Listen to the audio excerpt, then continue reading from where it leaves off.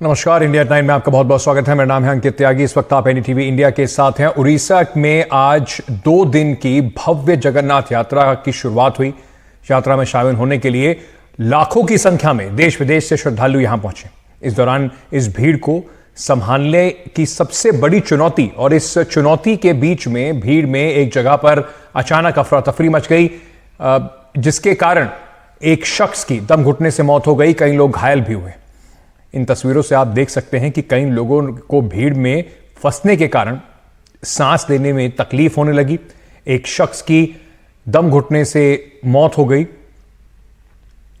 और एक दूसरे व्यक्ति को वहां पर कृत्रिम श्वास यानी कि सीपीआर देना पड़ा।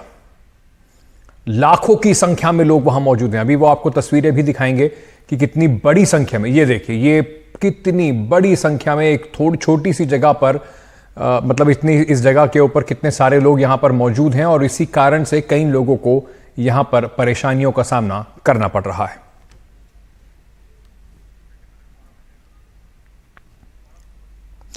मेरे सहयोगी सौरभ गुप्ता इस वक्त हमारे साथ जुड़ रहे हैं। सौरभ से बात करते हैं और समझने की कोशिश करते हैं कि वहां पर इस वक्त हो क्या रहा है। सौरभ, सबसे पहले आपसे यही जानना चाहेंगे कि क्या स्थिति इस वक्त बनी हुई है, और इस तरह की जो स्थिति होती है इतनी भीड़ भाड़ वाले इलाके में लोगों को बचाने का क्या इंतजाम वहां पर किए गए हैं पहले से? देखिए, बहुत सारे इंतज़ाम है। हम लोग जैसे बता रहे थे, सुबह से हम तस्वीरें भी दिखा रहे थे किस तरीके से पुलिस और जो फोर्सेस है क्राउड को मैनेज कर रहे थे। ये रिपोर्ट्स हमारे पूरे दिन का है, आप इसे देख सकते हैं। और यहाँ पे कलेक्टर ने साफ कह दिया है, ऑन रिकॉर्ड कहा है कि कोई स्टैम्पीड लाइक सिचुएशन नहीं है। जब रथ यात्रा में लोग पूरा ताकत लगा के रथ खींचने की कोशिश करते हैं, इतनी गर्मी में और इतनी भीड़ में कुछ लोगों को सफोकेशन हो जाता है, कुछ लोगों को और कुछ वजह से तबीयत खराब हो जाता है। तब ऐसी केसेस के लिए एडमिनिस्ट्रेशन का कहना है कि उन्होंने यहाँ पे मेडिकल बंदोबस्त रखे हैं। पूरा दिन में हमने भी देखे हैं कितने लोगों को एम्बुलेंसेस में ले जाया गया है अस्पताल तक। ये हमने 12 बजे, 1 बजे के आसपास, 2 बजे के आसपास ये तस्वीरें दिखाए हैं एनडीटीवी पर। और आप देख सकते हैं कि यहाँ पे 4-5 लाख लोग आते हैं। और यहाँ पे जो बताया जा रहा है, जो हुआ यहाँ पे जो मंदिर है, मंदिर एक्चुअली काफ़ी दूर है यहाँ से। 3 किलोमीटर के आसपास, 2 किलोमीटर के आसपास दूर आपको पार्किंग करना पड़ता है, वहाँ से चल के जाना पड़ता है। और उसके बाद जो हुआ वहाँ पे स्पॉट पे जो हुआ वो ये है कि कुछ लोग जब बलभद्र भगवान के जो रथ है उसको खींच रहे थे, तब वहाँ पे कुछ लोग वहाँ पे तबीयत उनकी बिगड़ गई। उसके बाद वहाँ पे उनको अस्पताल ले जाया गया। जैसे पूरा दिन होता रहा था हो रहा था, फैन करते हुए लोगों को तस्वीर आपको दिखाई देंगे पूरे दिन क्या, या लोग जो गिर जाते हैं कि सफोकेशन आप ये कहते हैं या फटीग कहते हैं, या क्योंकि बहुत गर्मी भी था आज पूरा दिन। तो इस तरीके से जब किसी व्यक्ति को जो डेविटी है वहाँ पे ले जाया गया उनको अस्पताल में, उनको सफोकेशन की वजह से उनकी मृत्यु हो चुकी थी, ऐसे डॉक्टर्स का कहना है। तो इसके बारे में यही एडमिनिस्ट्रेशन बता रहा है कि एक आदमी का डेथ हुआ है, और इसमें स्टैम्पीड जैसी कोई सिचुएशन नहीं है। ये एडमिनिस्ट्रेशन क्लियर बता रहे हैं। सौरभ, बहुत बहुत शुक्रिया हमारे साथ जुड़ने के लिए। आगे बढ़ते हैं और बात करते हैं उत्तराखंड की, जहां पर उत्तराखंड और हिमाचल प्रदेश के कई इलाकों में जबरदस्त बारिश हो रही है। मौसम विभाग की ओर से रेड अलर्ट जो है वो जारी किया गया है। 4 धाम यात्रा जो है इस रेड अलर्ट के बाद अब रोक दी गई है। मौसम विभाग ने 7 और 8 जुलाई को उत्तराखंड में भारी बारिश का अनुमान लगाया है। मुख्यमंत्री पुष्कर सिंह धामी ने सभी जिलों के अधिकारियों के साथ बैठक की, हाई अलर्ट पर उन्हें रहने को कहा।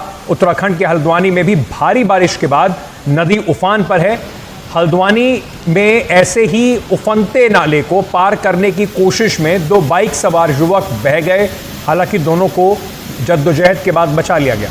उत्तराखंड के कई इलाकों में भारी बारिश के कारण भूस्खलन की जो घटनाएं हैं वो सामने आ रही हैं। पिथौरागढ़ में ऐसी एक भूस्खलन की घटना में 40 लोग फंस गए हैं। एसडीआरएफ की तरफ से काफ़ी मशक्कत करने के बाद उन्हें सुरक्षित जगह पर पहुंचाया गया है। बनबसा इलाके में भी नदी किनारे फंसे 24 लोगों को एसडीआरएफ ने सुरक्षित निकाल लिया है।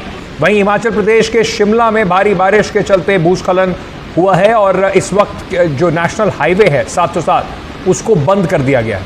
हिमाचल प्रदेश में भूस्खलन की घटनाएं को देखते हुए 80 जगह पर सड़क बंद है। राज्य में कई जगह पर बिजली ठप है। बिजली की करीब 150 ट्रांसफार्मर जो हैं उन्होंने काम करना बंद कर दिया है।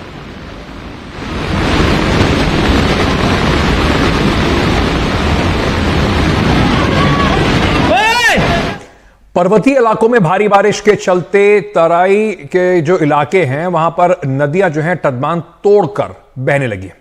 उत्तर प्रदेश के खुशीनगर में बाढ़ जैसे हालात हैं। यहां पर कई जगह पर खेत, स्कूल, अस्पताल जो भी आप सोच सकते हैं सब नदी में डूबे हुए हैं। नारायणी नदी में ये उफान पर है। नेपाल से 4.4 क्यूसेक पानी छोड़े जाने के बाद नारायणी नदी का जलस्तर जो है वो बढ़ गया है। कुशीनगर के कई गांव बाढ़ की चपेट में हैं, जिसके चलते यहां पर जनजीवन अस्त-व्यस्त है। कई जगहों पर सड़कों में जो है पूरी तरीके से पानी में डूबी हुई है, आवाजाही बंद है। बाढ़ के चलते कई गांव जो हैं वो कट गए हैं। नारायणी नदी के पार करीब 70 से ज्यादा लोग जो है वो फंस गए थे। वहां पर एनडीआरएफ की टीम ने और पीएसी की टीमों ने कई घंटों की मशक्कत के बाद लोगों को सुरक्षित निकाला है। हालांकि हालात जो हैं वो काफी खराब हैं। डीएम, एसपी और स्थानीय विधायक को ट्रैक्टर के जरिए बाढ़ प्रभावित इलाकों का दौरा करना पड़ रहा है। हम लोग उन पहले से भी इन क्षेत्रों में नाव की व्यवस्था कर रखी है और इसके साथ ही साथ एसडीआरएफ की टीम भी समय से आ गई थी, जिसके आधार पे हम लोगों ने अधिकांश लोगों को रेस्क्यू कर लिया है। अब ये नदी क्षेत्र का तलहटी क्षेत्र है, तो यहाँ पानी, बाढ़ के बाद पानी आना स्वाभाविक है। हमारा प्रयास ये है कि लोगों की जनहानि न हो और कोई नुकसान न होने पाए। लोगों को अधिकतम जितनी सुविधाएं हम लोग दे सकते हैं राहत के अंतर्गत उसको हम लोग प्रदान कर रहे हैं। गांव के लोग गए थे वो सोहनी करने के लिए, रेता पड़ता है, दियरा छत पड़ता है, तो वहीं लोग गए थे और पानी एकाएक आ गई है। अब वो लोग जैसे पानी एक बैग नहीं आता है, हर बार कम कम होके आता है, तो लोग सोचे हैं कि निकल के चले आएंगे, लेकिन वो लोग आ नहीं पाए हैं, तो इसलिए वो फंस गए हैं लोग। और उनको नाव से और एनडीआरएफ के द्वारा सबको ला लिया गया है, सुरक्षित आ गए हैं, लोग पहुंच गए हैं। और इतना पानी 2017 में आया था और प्रशासन की व्यवस्था, एनडीआरएफ की व्यवस्था है। जैसे गांव में बाढ़ जाने के कारण खाना वाना बन रहा है, उन लोगों के लिए पैकेज बनाया जा रहा है उन लोगों को देने के लिए। वहीं मानसून की बारिश ने नेपाल में भी कहर बरपा रखा है। नेपाल में भारी बारिश और बाढ़ से भूस्खलन की कई घटनाएं सामने आई हैं। पिछले 24 घंटों में 14 लोगों की मौत भी हो चुकी है। पिछले एक महीने में मरने वालों की जो संख्या है वो 62 तक पहुंच गई है। 4 लोग अभी भी लापता हैं और 90 लोग घायल हैं। नेपाल के भक्तपुर और ललितपुर में कई नदियां उफान पर हैं। उसके चलते घरों में, सड़कों पर पानी भरा हुआ है। सैकड़ों घरों को इससे नुकसान बेहद पहुंचा है। नेपाल में लगातार हो रही बारिश पिछले 24 घंटे में जो कोसी नदी है उससे करीब 1.55 लाख क्यूसेक पानी जो है वो है और गंडक नदी में 1.3 लाख क्यूसेक पानी बढ़ गया है।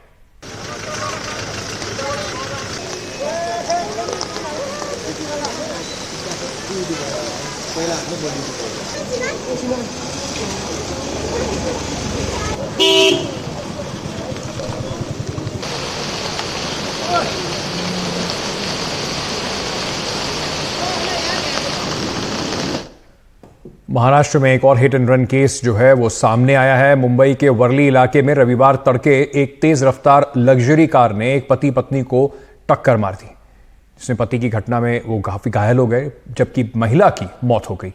कार करीब आधे किलोमीटर तक महिला को घसीट कर ले गई, लेकिन ड्राइवर ने कार नहीं रोकी। कार चला रहा युवक मिहिर शाह शिवसेना शिंदे से जुड़े हुए एक नेता राजेश शाह का बेटा है और जानकारी के मुताबिक गाड़ी चलाते वक्त वो नशे की हालत में था। पुलिस ने 2 लोगों को गिरफ्तार कर लिया है।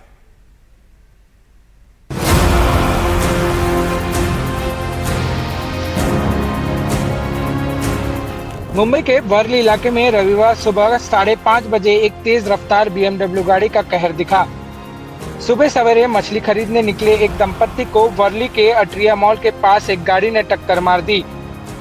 टक्कर के बाद पति तो उछलकर कार के बोनेट पर गिर गया, लेकिन महिला गाड़ी के नीचे आ गई। इतना होने के बावजूद गाड़ी चला रहे युवक ने गाड़ी नहीं रोकी। वो आधे किलोमीटर तक गाड़ी चलाता रहा और महिला बम्पर में अटक कर घिसटती चली गई। महिला की मौके पर ही मौत हो गई, पति घायल है। Worli hit and run case का आरोपी मिहिर शाह 24 साल का है और शिवसेना गुट के उपनेता राजेश शाह का बेटा है। पुलिस के मुताबिक आरोपी मिहिर शाह रात को जुहू इलाके में था। उसके बाद वो गोरेगांव के लिए निकला। घर लौटते वक्त उसने अपने ड्राइवर से लॉन्ग ड्राइव पर ले जाने के लिए कहा। इस दौरान वो जुहू से मुंबई के मरीन ड्राइव इलाके तक आए। मुंबई से फिर गोरेगांव जाते समय मिहिर शाह खुद गाड़ी चलाने लगा और वर्ली के अट्रिया मॉल के पास उसने इस दंपत्ति को टक्कर मार दी। इस बीच हादसे में राजनीति भी तेज हो गई है।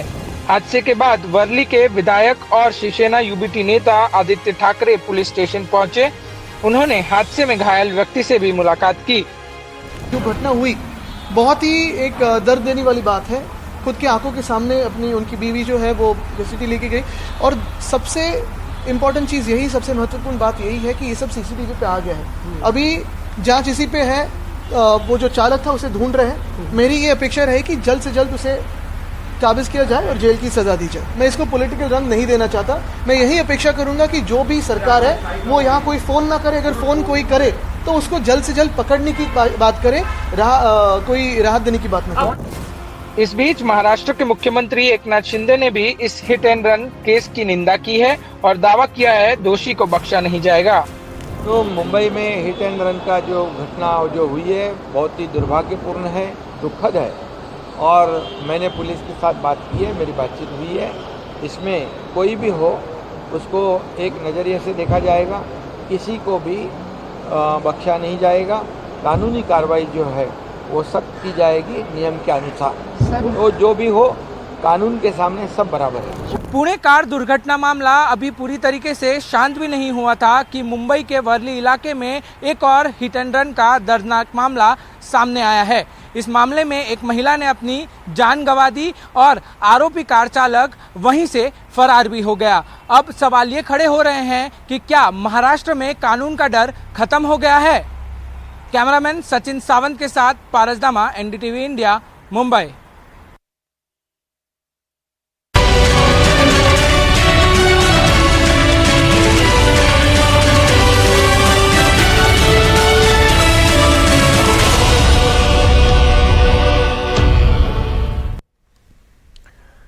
विमानों में आने जाने वाले यात्रियों को अक्सर अपने सामान के खोने या देरी से मिलने का जो डर है वो सताता रहता है।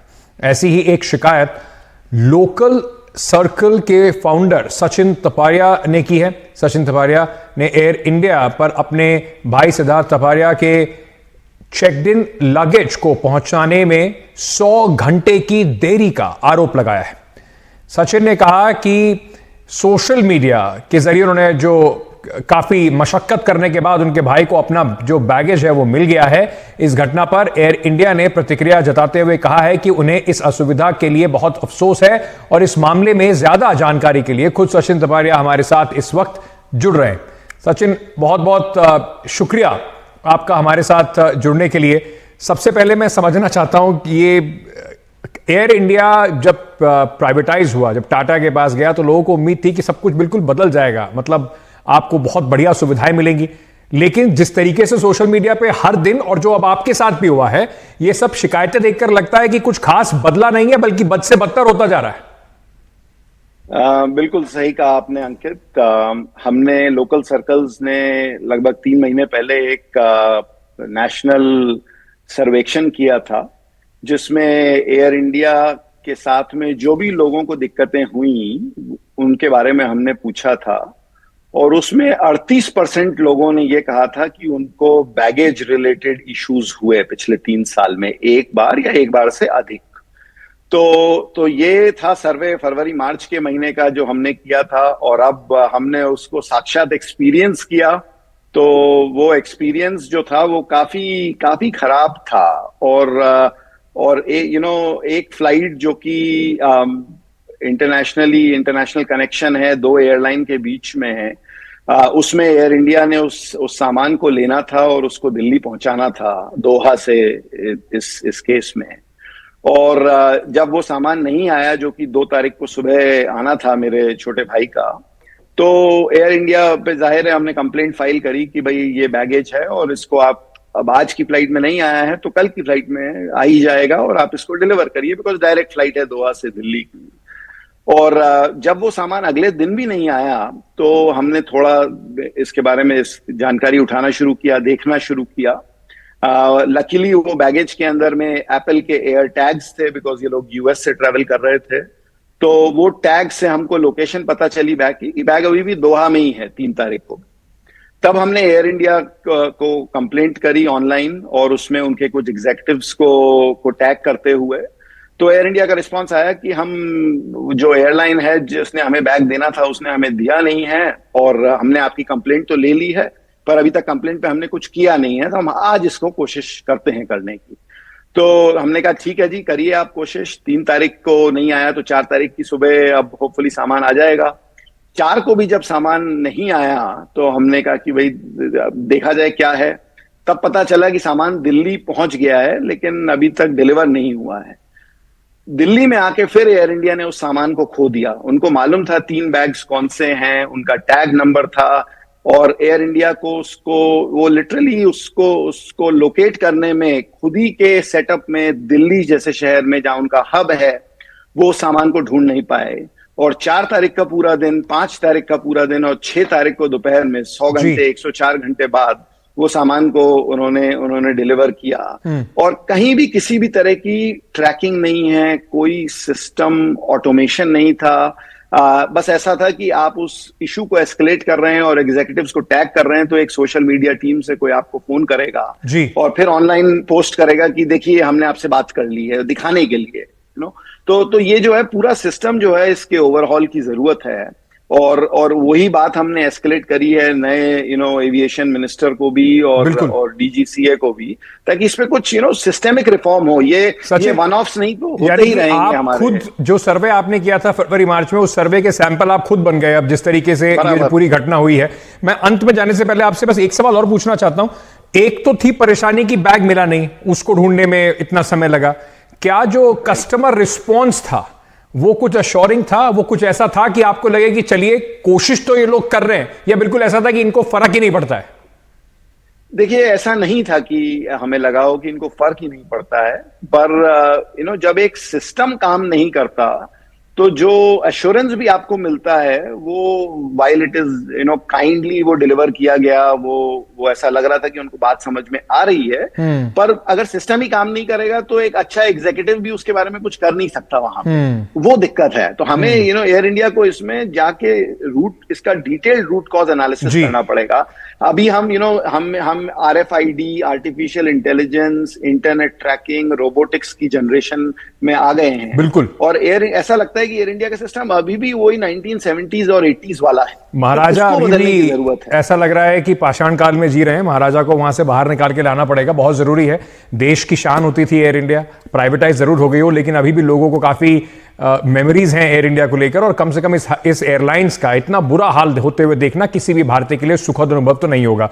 बहुत बहुत शुक्रिया सचिन हमारे साथ जुड़ने के लिए। इतना ही वक्त था मेरे पास इस वक्त। आपकी जो परेशानी आपने बताई, कई दर्शक जो हैं उससे कम से कम उन्हें समझ में जरूर आ रहा होगा कि वो भी इस तरह की परेशानियां कैसे झेलते हैं। उम्मीद कर रहे हैं कि जो स्थिति है वो जल्द से जल्द सुधरेगी। चलिए, जाने से पहले आपको बता दें कि हमने आपसे एक सवाल पूछा था और उस सवाल के बाद का जो अब जवाब जो आया है, मुंबई में हिट एंड रन का जो मामला आया उस पर जुड़ा हमने आपसे एक सवाल पूछा था कि आखिर क्यों हो रहे हैं इस तरीके के हादसे, क्या सख्त कानून की आवश्यकता है। जो हमें जवाब मिले हैं उसमें 90% लोगों का मानना है कि जबरदस्त यानी कि और सख्त कानून इसमें बनाने की आवश्यकता है। 10% लोगों ने इसमें ना में जवाब दिया।